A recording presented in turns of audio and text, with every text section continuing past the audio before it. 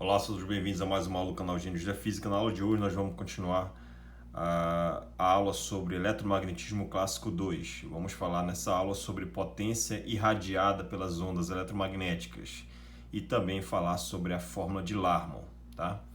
Então a gente sabe, pessoal, de aulas anteriores, que o potencial escalar elétrico, né, que depende do tempo, é dado por essa expressão aqui, onde P é o momento de dipolo, tá? P ponto é a primeira derivada desse momento de dipolo, derivada no tempo. Esse T' é o tempo atrasado, tá? É T menos R sobre C. R é o vetor posição onde você quer determinar esse potencial elétrico, tá? E o potencial vetor magnético variável no tempo é dado pela primeira derivada do momento de dipolo, tá? Então, isso aqui já foi uma aula, nós falamos sobre o potencial escalar e o vetorial magnético, aqui é o elétrico, e, consequentemente, obtivemos também, em aulas anteriores, o campo elétrico e o campo magnético. O campo elétrico é dado pelo campo, basicamente, eletrostático, que é o campo próximo, bem próximo do dipolo, tá? Uma zona próxima, uma zona intermediária, dado pela primeira derivada do momento de dipolo, tá? E a zona de onda, ou zona longínqua, né? Muito longe da tua fonte, tá? E aí, o campo magnético também, né? Então, basicamente, o campo elétrico depende de P ponto e P dois pontos, né? Dividido em três regiões. E o campo magnético, o primeiro termo dado pela lei de Biot-Savart, e o segundo é o termo de zona de onda, ou zona longínqua. Então, como é que você determina, por exemplo, será que é verdade, né, que o campo elétrico ele pode ser escrito como sendo CB vetorial R chapéu? Então, bora ver se isso aqui é verdade nessas condições que nós já obtivemos desses resultados anteriores. Então, se você substituir aqui o campo magnético é dado por essa expressão, lembrando que você vai fazer o produto vetorial desse P com esse R, esse P com esse R. Lembra que esse momento de dipolo, para nossa simplificação do problema, a gente vai adotar que ele está orientado no eixo Z, né? Positivo. Então você vai fazer o produto vetorial com esse R chapéu aqui, ó, que é o vetor, o versor que aponta na direção do vetor R, onde você quer calcular o potencial, o campo elétrico ou magnético, tá? Então você vai substituir aqui no lugar do B essa expressão, você vai aplicar aqui, distribuir o produto vetorial nessas duas expressões, está aqui, e você vai fazer o produto vetorial com R chapéu. Lembrando que tem um C e Mi04π está aqui, né? E aí, veja, você vai ter um produto vetorial para fazer, aqui e aqui, e depois um outro produto vetorial com esse R chapéu. Então, é um duplo produto vetorial aí desses vetores. E aí que você vai precisar usar uma identidade vetorial, né? Qual é a identidade vetorial? É essa aqui, ó. A gente sabe que essa identidade é toda igual a zero. Então, se você pegar essa expressão aqui e trocar a ordem, você sabe que o produto vetorial é anticomutativo. Se você troca a ordem, você ganha um sinal de menos. Esse menos você passa para depois da igualdade e vira mais. Então, esse termo aqui fica A VEC B VEC C, igual a essa soma desses dois termos positivo. E aí, exatamente esse lado que está aqui do lado esquerdo é o que aparece aqui, olha. Você tem que primeiro aplicar esse produto vetorial e, por último, esse de fora. Primeiro o interno, depois o externo. Então, você vai usar essa fórmula aqui, essa identidade vetorial, e você vai obter para esse termo e para esse, né, quando você fizer o produto vetorial com R chapéu aqui, ó, você vai obter essas expressões aqui, certo? E você vai pegar e substituir aqui dentro dessa expressão aqui para calcular o E. Lembrando que μ0 é 1 sobre ε0c². Então, depois de uma certa simplificação, você encontra que esse campo elétrico é dado por essa expressão. Olha só que interessante. Então, você usou essa fórmula, né? Que o campo elétrico e magnético eles oscilam em planos ortogonais, né? Aqui. E quando você utiliza o resultado do campo magnético aqui nessa expressão para obter o campo elétrico, você pode ver o seguinte: quando você compara esse resultado com o que já foi obtido, primeiro, esse resultado não tem o caso eletrostático, ou seja, esses dois primeiros termos não aparecem nessa demonstração, partindo dessa expressão. Outra, a zona intermediária, que é essa aqui, ó, não aparece esse fator de 3, né?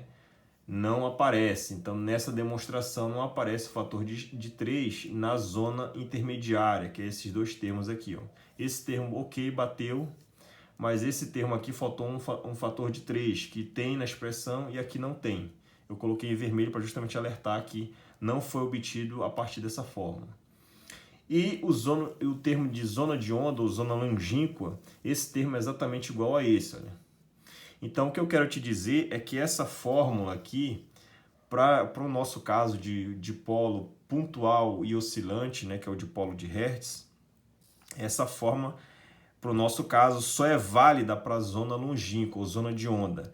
Para as outras regiões, essa equação não é válida, tá? Então, isso é uma restrição a essa fórmula, é importante frisar isso, tá? Continuando, então, o que você pode concluir disso, né? É que esse termo aqui, essa fórmula que o campo elétrico é CB, VEC, R chapéu, só é válida para a zona de onda, ou zona longínqua, onde R sobre lambda é muito maior que 1. E o vetor de onda? O vetor de onda não, o vetor de point. Então, o vetor de point, a gente sabe que o S é definido como sendo 1 μ0, E VEC B. Então, preciso fazer o produto vetorial entre o campo elétrico e o campo magnético. Mas aí, eu não vou fazer esse produto vetorial entre A e B com todos os termos, né? Eu vou fazer somente com o termo de zona de onda, que é a zona muito longe do dipolo, né? Uma distância R muito maior, né? Que as dimensões do teu dipolo, né? Então, está muito longe. Então, você vai pegar somente o termo de zona de onda, ou seja, para o B, o termo de zona de onda é isso aqui. E para o E, o termo de zona de onda é esses dois últimos. Então, vou fazer o produto vetorial entre A e B somente com os termos da zona de onda, ou zona longínqua. E aí, o vetor de ponte é definido como sendo S. Para a zona de onda, eu vou definir esse S asterístico aqui, subíndice, tá? Então, eu vou usar, já que essa equação só é válida para a zona de onda, então vou utilizar agora, no lugar do E, é dada por essa expressão, VEC B. E aí, de novo, né, eu tenho um triplo produto vetorial, né? Um duplo produto vetorial, né? Esse camarada você faz primeiro e por último esse aqui. Então, de novo, eu vou usar essa identidade vetorial, ou essa vermelha, vou utilizar ela e vou demonstrar que a partir desses três termos vai gerar dois aqui, ó. O produto escalar de B e B, que dá o B quadrado, na direção R chapéu, e esse produto entre R chapéu escalar B vezes B. Então, olhando o formato do B, o B é esse termo, olha. Então, o que você tem aqui? Você sabe que o resultado de um produto vetorial, por exemplo, esse termo com R chapéu, o resultado do produto vetorial vai dar um vetor, que é esse aqui, que é perpendicular a P e R, para o B. Ó. Então, se é perpendicular a R, esse produto, quando você olha esse camarada aqui, então esse B que foi gerado, ele é perpendicular a esse R chapéu. Se é perpendicular, o produto escalar entre eles dá zero. O cosseno de 90 é nulo. Se anula esse termo aqui, fica somente esse. B escalar B dá o módulo de B quadrado. O R chapéu fica aqui fora. C μ0. B escalar B é esse termo aqui ao quadrado. O módulo desse termo ao quadrado. Então, vai dar esse termo aqui, C ao quadrado. Tá? Vai ter um C aqui, você vai simplificar depois de umas certas etapas, você vai encontrar que esse μ0 você vai substituir como sendo 1 sobre C quadrado vezes epsilon, né? Vai aparecer esse termo também aqui. E esse cidadão aqui, olha, produto vetorial dele, o módulo dele é ao quadrado, tá aqui, ó. na direção R chapéu, né? Então você vai continuar a fazer essas simplificações aí que vai aparecer.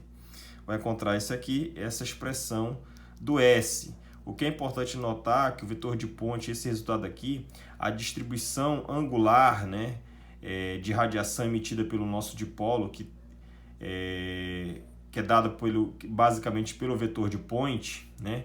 O que isso significa? Significa dizer, primeiro, que esse resultado não é isotrópico, ou seja, não é o igual para todas as direções. Se você olhar aqui, por exemplo, daqui vai brotar um produto vetorial, que é módulo do primeiro, é esse camarada aqui, módulo do segundo, que é um seno do ângulo entre eles, é o seno de θ. E aí o que você vê é que esse S, a distribuição angular da tua radiação, né, emitida pela onda eletromagnética, pelo teu dipolo, ela é proporcional a seno quadrado. Então, o campo desse dipolo de radiação, né, é como se fosse o símbolo do infinito, né? E aí, se é um seno de θ, ele é nulo. Ele é nulo exatamente no eixo Z, ou seja, no polo norte e no polo sul, para θ igual a 0 e θ igual a π, a radiação emitida pelo dipolo, a radiação eletromagnética, né, a distribuição angular de radiação é nula nos polos e ela é máxima no equador, né? Exatamente quando o ângulo é 90, seno de 90 é 1, certo? Então você pode concluir essa informação a partir desse resultado. Então você vai usar o teorema de Point.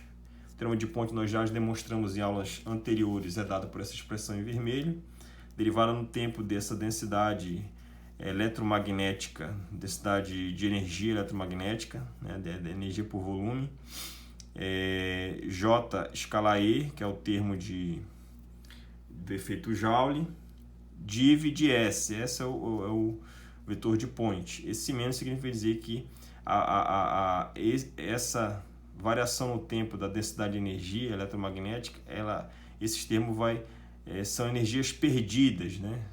Retiradas da tua fonte, tá? Então, se você integra tudo isso aqui em relação ao volume, você vai ter que a integral de U M, né? Densidade de energia eletromagnética dV vai dar a própria energia. Energia por tempo é potência, chamei de P, esse P aqui. Fica uma integral desse termo dV, né? Esse termo aqui é de termo de efeito Joule, tá? E aqui fica uma integral tripla no volume de div de S dV. Então você aplica o teorema da divergência, o teorema de Gauss, e escreve esse termo aqui exatamente como uma integral de fluxo do vetor de Point escalar pela área, tá? E aí eu vou analisar somente a potência irradiada na zona longínqua, né? A potência irradiada pelo nosso dipolo, uma região muito longe da fonte, né? Eu vou chamar essa expressão de W, é esse termo aqui. Então, quando você chama esse termo de W, vai analisar, você considera, veja que para resolver essa integral de fluxo, você tem que resolver a partir de uma escolha de uma área, né, de uma superfície. Então, a gente sabe que na zona longínqua, o formato da minha onda é uma onda esférica, tá? Então, eu vou escolher uma esfera como simetria aqui, é um elemento de área, minha superfície. O elemento de área de uma esfera é r² seno de θ dθ dφ. E eu vou integrar esse S que eu vou substituir aqui, vai ser o meu S da zona longínqua, o S asterístico. Logo vai gerar um W asterístico aqui, ó, que é a minha potência da minha onda irradiada, tá? Do meu dipolo. Então, quando você faz isso, basicamente aqui, esse camarada aqui vai dar módulo do primeiro, da P, 2 pontos, né? Segunda derivada aqui. Segundo é 1 seno do ângulo entre eles, seno quadrado. Com esse seno aqui dá um seno ao cubo. A integral vai ficar uma integral de 0 a 2π de dφ, dá 2π. Você vai simplificar os termos que aparecem aqui na frente e vai obter exatamente essa expressão, tá? E aí você vai integrar isso de 0 a π dessa integral. Isso aqui é válido para a zona de onda. Essa integral aqui, após a utilização da fórmula fundamental da trigonometria e fazendo uma mudança de variável chamando U de cosseno de θ, essa integral aqui vai dar 4/3. Você substitui aqui, faz a simplificação. Depois de uma certa álgebra, você vai encontrar que a potência total irradiada na zona de onda, que é o W asterístico, é dada por essa fórmula, essa expressão. E essa expressão, pessoal, me diz algo bem interessante que a minha potência irradiada depende basicamente da segunda derivada no tempo do momento de dipolo, no tempo atrasado, tá? Que é o tempo T menos R sobre C, perfeito? Então, como caso particular, você pode, dependendo do teu problema, você pode ter várias configurações de momento de dipolo, você pode ter o dipolo de Hess, você pode ter o dipolo, você pode ter uma carga pontual, né, várias situações. Então, vou considerar um caso bastante simples, que é o caso de um movimento de uma carga na direção Z. Então, o momento de dipolo ele é dado por QZ de T', né, ou T, nesse caso aqui. Se você deriva duas vezes, então aqui a derivada vai cair exatamente no termo de Z, já que esse Q é constante, né? Então, a segunda derivada, o momento de dipolo no tempo, vai ser a segunda derivada da posição da partícula pontual, né? É a aceleração da partícula. Você vai substituir aqui e vai encontrar essa expressão conhecida muito na literatura chamada fórmula de Larmor, né? Que é a fórmula que te diz como é que uma carga pontual, quando ela se move acelerada, né? Porque isso aqui é aceleração, perfeito? A segunda derivada da posição no tempo é a aceleração. Então, se uma carga pontual acelera, ela emite uma potência irradiada dada pela fórmula de Larmor, que é essa fórmula aqui que nós encontramos, perfeito? O que é interessante notar é que, primeiro, se essa partícula, carga pontual, se move no movimento retilíneo uniforme, ou seja, com velocidade constante, aceleração igual a zero, ela não irradia, ela não libera energia para o espaço, né? A potência total irradiada ela vai ser zero, porque a segunda derivada aqui da posição é nula, tá?